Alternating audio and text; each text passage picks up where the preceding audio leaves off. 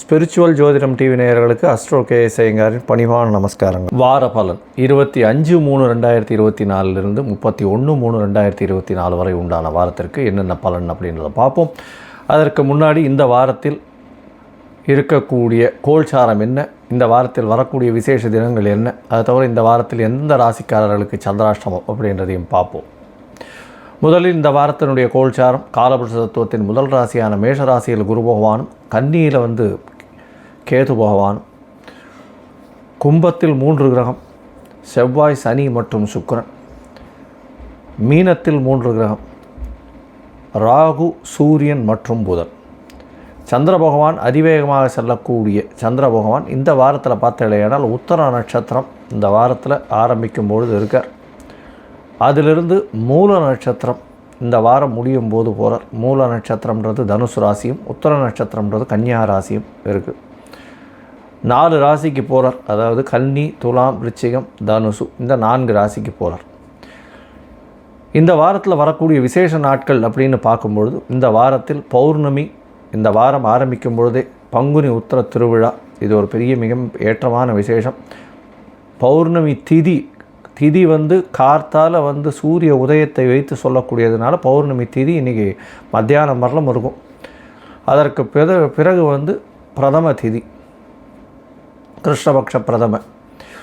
இந்த வாரத்தில் வரக்கூடிய விசேஷ நாள் அப்படின்னு பார்க்கும்பொழுது 29ஆம் தேதி அன்னைக்கு சதுர்த்தி அப்படின்னு சொல்லும்பொழுது விநாயக பெருமானை வணங்கிட்டு வர்றதும், மினிமம் ஒரு 9 பிரதட்சணம் பண்ணிவிட்டு ஒரு தேங்காயை உடைச்சிட்டு 9 தோப்புக்கரணம் போட்டு வர்றதன் மூலியமாக உங்களுக்கு வரக்கூடிய கஷ்டங்கள், வந்த கஷ்டங்கள் எல்லாமே விலகும். அதாவது சதுர்த்தியில் 2 வகை. ஒன்று வர சதுர்த்தி, மற்றொன்று அதாவது தேய்பிரையில் வரக்கூடிய சதுர்த்தி. தேய்பிரையில் வரக்கூடிய சதுர்த்தியில் உங்களுக்கு கஷ்டங்கள் எல்லாம் நிவர்த்தி ஆகணும்னு வேண்டிக்கணும். அதாவது உங்களுக்கு தடங்கள் ஏதாவது ஏற்படுறதா, படிக்கக்கூடிய இடத்துல தடங்கள், அதை தவிர பண வரவுக்கு தடங்கள், உங்களுடைய கஷ்டங்கள், உடல்நிலை பாதிப்பு, அதை தவிர பொருளாதார பாதிப்பு, இதை தவிர வேலை இல்லாமை, இது எல்லாத்தையுமே வேண்டிக்கக்கூடிய விஷயம் தேய்பிரையில் வரக்கூடிய சதுர்த்தியில் விநாயகர் பெருமானை போய் சேவிச்சுட்டு 9 தரம் சுற்றிட்டு ஒரு தேங்காயை உடைச்சிட்டு 9 தோப்புக்கரணம் பண்ணிவிட்டு பண்ணுறது மூலியமாக அந்த உங்களுக்கு உண்டான எந்த ஒரு தோஷமும் அல்லாமல் உங்களுக்கு உண்டான கஷ்டங்கள் நீங்கக்கூடிய பாக்கியம் உண்டாகும்.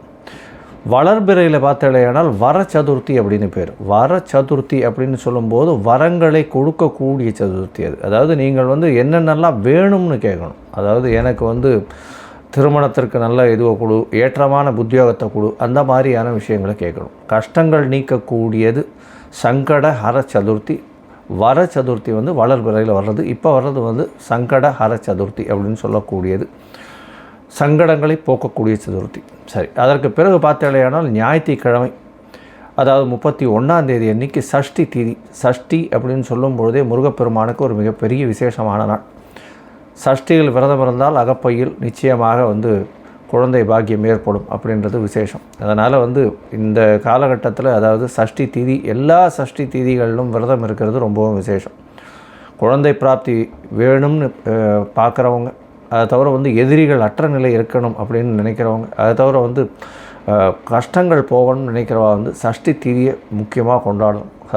சஷ்டி திதியில் விரதம் இருந்து சாயந்தரம் முருகப்பெருமானின் அபிஷேகம் அது எல்லாத்தையும் பார்த்துட்டு அதற்கு பிறகு தான் போஜனம் செய்யணும். அது மாதிரி சஷ்டி திதியில் விரதம் இருப்பாள்.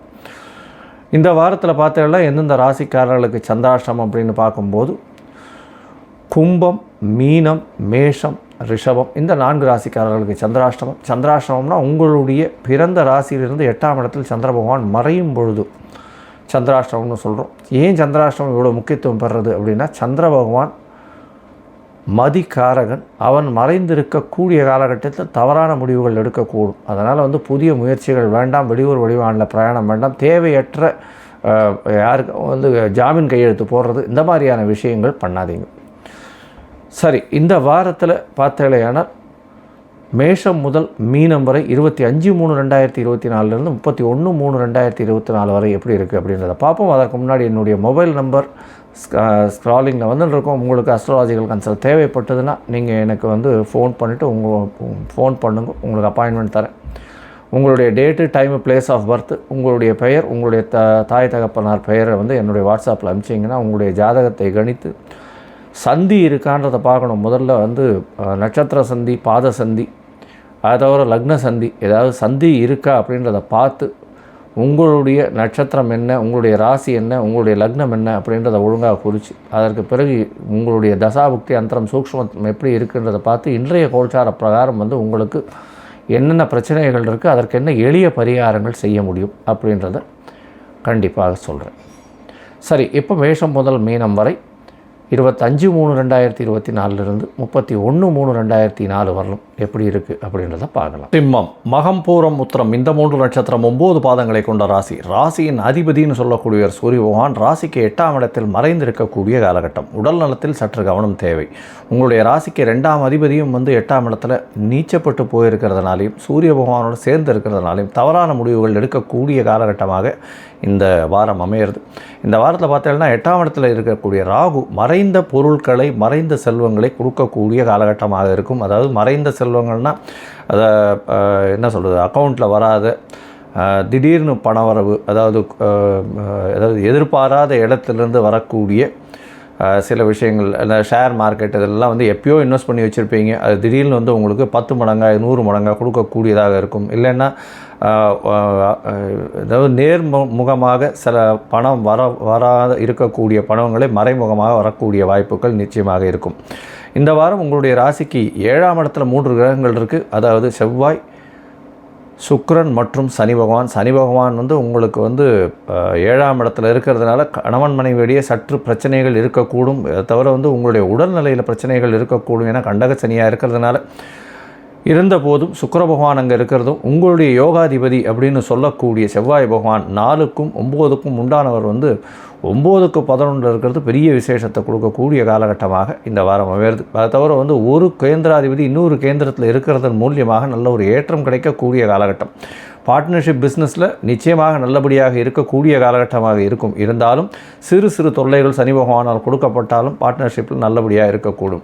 நண்பர்கள் மூலியமாக நல்ல ஒரு ஏற்றம் கிடைக்கக்கூடிய காலகட்டமாக இந்த வாரம் அமையிறது. இந்த வாரத்தில் பார்த்தீங்கன்னா 9ஆம் இடத்துல இருக்க குரு பகவான் மூலியமாக உங்களுடைய ராசியை பார்க்கறதுனால தீர்க்கமான சிந்தனை இருக்கும். இருந்தாலும் சிறிது பிரச்சனைகள் தடங்களுக்கு பிறகே அது வெற்றியை கொடுக்கக்கூடிய காலகட்டம். இந்த வாரத்தில் 2ஆம் இடத்துல இருக்கக்கூடிய கேது பகவான் மூலியமாக பேச்சில் ரொம்ப கவனமாக இருக்கிறது ரொம்ப நல்லது. பேச்சில் நீங்கள் கவனமாக இருக்கிறதன் மூலியமாக நல்ல ஒரு ஏற்றம் மாற்றம் வரக்கூடிய வாய்ப்புகள் உண்டு.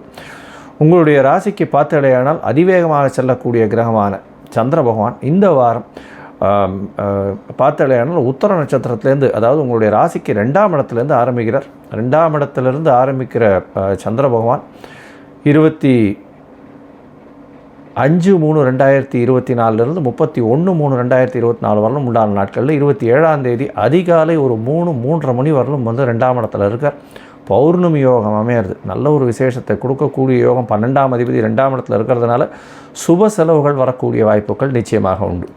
அது தவிர பண வருமானத்திற்கு பஞ்சம் இருக்காது. உங்களுடைய ராசிக்கு 3ஆம் இடத்துல சந்திர பகவான் போகிறார். 3ஆம் இடம் அப்படின்னு சொல்லக்கூடியது முயற்சி ஸ்தானத்திற்கு சந்திர பகவான் போகக்கூடிய காலகட்டம். 3ஆம் அதிபதியும் வந்து தன்னுடைய நட்பு வீடு அப்படின்னு சொல்லக்கூடிய கும்பத்தில் இருக்கிறது நல்ல ஒரு ஏற்றம். இதன் மூலியமாக பார்த்தோம்னா 12ஆம் அதிபதி 3ஆம் இடத்துல இருக்கிறதுனால வெளிநாட்டுக்கு போகணும்னு பார்த்துட்டு இருக்கவர்களுக்கு இந்த காலகட்டத்தில் வெளிநாடு போகக்கூடிய பாக்கியம் நிச்சயமாக உண்டு. படிக்கக்கூடிய மாணவர்களுக்கு நல்ல ஒரு ஏற்றம் கிடைக்கக்கூடிய காலகட்டம். இருந்தாலும் சனி பகவானோட சேர்ந்து செவ்வாய் பகவானாக இருக்கிறதுனால படிப்பில் சிறு சிறு தடங்கள் வந்து மறதி கொஞ்சம் அதிகமாக இருக்கக்கூடிய காலகட்டமாக இருக்கும். பேச்சில் ரொம்ப கவனமாக இருக்கணும். படிக்கிறத ஒரு தடவைக்கு 10 தரம் படிக்கணும். அதுவும் வந்து இந்த காம்படிட்டிவ் எக்ஸாம்ஸுக்கு படிச்சுட்டு இருக்கவாள்லாம் ரொம்ப ஜாக்கிரதையாக படிக்கணும். ஒரு தடவைக்கு 4 தரம் படிக்கிறது ரொம்பவும் நல்லது. உங்களுடைய ராசிக்கு பார்த்தாலேயானால் 4ஆம் இடத்துக்கு சந்திர பகவான் போகிறார். அது வந்து 29ஆம் தேதியிலிருந்து 31ஆம் தேதி மாலை ஒரு 7:30 மணி வரலும் இருக்குது. 29ஆம் தேதி அதிகாலை 12:30 மணியிலிருந்து 31ஆம் தேதி வரலும் வந்து உங்களுடைய ராசிக்கு 4ஆம் இடத்துல சந்திர பகவான் போகிறார். இதன் மூலியமாக பார்த்தாலேயானால் செவ்வாய் பகவான் வீடு கொடுத்தவர். அவர் 12ஆம் அதிபதி 4ஆம் இடத்தில் நீச்சமானாலும் செவ்வாய் பகவான் வீடு கொடுத்தவர் வந்து சப்தமத்தில் இருந்து உங்களுடைய ராசியை பார்க்கறது விசேஷம். இந்த வாரத்தில் உங்களுடைய தாயினுடைய உடல்நிலையில் சற்று செட்பேக் இருக்கக்கூடிய காலகட்டம். தந்தையின் உடல்நிலையில் சற்று பிரச்சனைகள் இருக்கக்கூடிய காலகட்டமாக இருக்கும். உங்களுடைய உடல்நிலை கொஞ்சம் சுமாராக இருக்கும். ஏன்னா உடல்நிலையை பொறுத்தவரையிலும் ராசிநாதன் மறைந்திருக்கிறதுனால சரியான முடிவுகளை எடுக்கிறதுக்கு ரொம்ப கஷ்டப்படுவீங்க. நீங்கள் சரியான முடிவுகள், நீங்கள் எடுக்கக்கூடிய முடிவுகள் சில நேரம் தவறாக போகக்கூடிய வாய்ப்புகள் உண்டு. பணவரவிற்கு பஞ்சம் இருக்காது, பொருள் வரவிற்கு பஞ்சம் இருக்காது. படிக்கக்கூடிய மாணவர்கள் கொஞ்சம் இதுவாக படிக்கிறது ரொம்பவும் நல்லது. இந்த அரசியல் சார்ந்தவர்கள், அரசியல் பிரபுவர்கள், அரசாங்கம் சார்ந்தவர்கள்லாம் ரொம்ப ஜாகிரதையாக இருக்கிறது நல்லது இந்த காலகட்டத்தில். இந்த ஏன்னா சூரியனும் ராகுவும் ஒரே இடத்துல இருக்கிறது அந்த அளவு விசேஷம் இல்லை. இந்த வாரத்தில் பார்த்தேனால் உங்களுடைய ராசிக்கு பார்த்தேன்னா அதுவும் இந்த அட்மினிஸ்ட்ரேட்டிவில் இருக்கவா, ஹெச்ஆரில் இருக்க வாளுகள்லாம் பெரிய ஏற்றம் கிடைக்கக்கூடிய காலகட்டமாக இந்த வாரம் அமையிறது. இருந்தாலும் வேலையில் ஸ்திரத்தன்மையில் கொஞ்சம் பிரச்சனை வரும், வேலை மாற்றங்கள் வரக்கூடிய வாய்ப்புகள் இப்பொழுதுலேருந்தே வந்துடும். இந்த வாரத்தில் பார்த்தேனால் நீங்கள் அருகில் இருக்கக்கூடிய இந்த பார்சாரதி கோயிலுக்கு போய்ட்டு வாங்க, ட்ரிப்ளிகேன் பார்சாரதி கோயிலுக்கு போய்ட்டு வாங்க, கோதுமை தானம் கொடுங்க. சூரிய பகவான் 8ஆம் இடத்துல மறைஞ்சிருக்கிறதுனால கோதுமை தானம் கொடுத்துட்டு வர்றதன் மூலியமாக உங்களுக்கு இந்த வாரம் ஒரு பெரிய அற்புதமான வாரமாக அமையும் அப்படின்றத